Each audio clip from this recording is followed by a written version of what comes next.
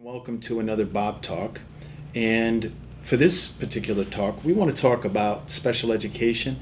And I think special education is one of those things that people might have some idea what special education is all about, but we want to provide some information so that everyone has a better understanding of what special education and what special education services for students are all about. And I have with me my friend, Dr. Rachel Santa, who is the Director of Special Services. So I think one of the more important things that the audience needs to understand is what special education is, and I think it's important for us to answer that question, but to me the most important thing is FAPE. So what is a free and appropriate education for students? All right, so special education, and you're alluding to FAPE, has 4 tenets under the federal regulations. So we have that a student's entitled to a free and appropriate public education. They're entitled to have an individual education program.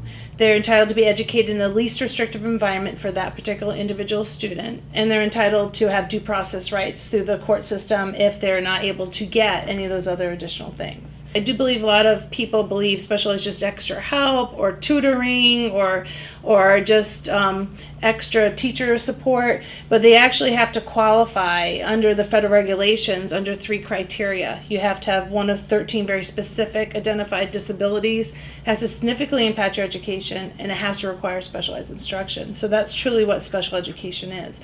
So can you give us an example of what might be in an IEP? What is an accommodation? Okay, so individual education programs is a legal document that describes the services that students will receive that are under special education. They can only be provided by a special educator, a teacher of the deaf, hard of hearing, a teacher of the blind, an adaptive physical education teacher. Within that, you may get some supplemental services. So you're talking about accommodations. Accommodations are, we're not going to change the instruction that a student is receiving. They're going to receive the exact same content as any other student in the district. However, they may need an accommodation. For instance, if we have a student who is deaf, they may need a sign language interpreter. Okay, that's one accommodation. If a student takes a little bit longer to process, they may need extra time in which to process the information. But the key to an accommodation is we're not changing what is being taught. The other thing that's placed in IEPs are modifications, and really only IEPs have modifications, which is talking about actually changing the instructional content. So if we're taking the content, what's being taught, and we're reducing what they're learning, or we're reducing, the number of homework problems they're doing, or if we're reducing not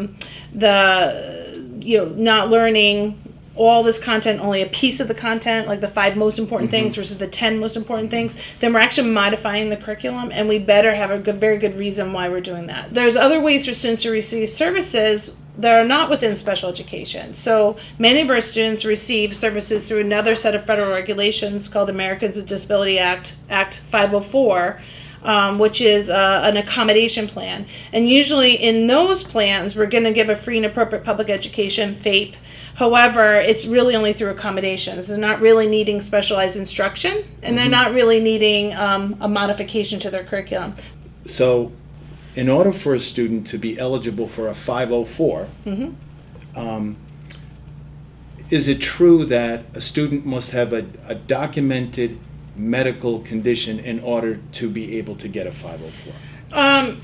That is accurate, but we'll give a little bit more of a nuance. As we've worked through 504 plans under the Americans with Disability Act, it's actually expanded to, they not only have medical documentation, but even if you're thought once to have, we think you have, if any of those aspects are thought of as someone having a disability or a disorder, then they can be eligible or 504 protected. There's actually 2 sections of 504. One is just being protected, meaning that I can't unduly punish or give a student a detention for something that's beyond their control. So a good example of that, if someone has Tourette's and they're having a tic or they're having a verbal outburst, we can't say, now you have a detention because of that verbal outburst, because it's considered to be part of their disorder or disability, and when they can't control that. So we're not allowed to do that component, punish someone for that. So that means they're 504 protected.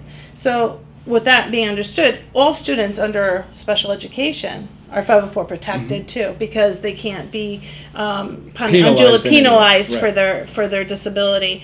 And there's another component of 504, which is, yeah, you have one of those major life, a disability or disorder that impacts a major life activity.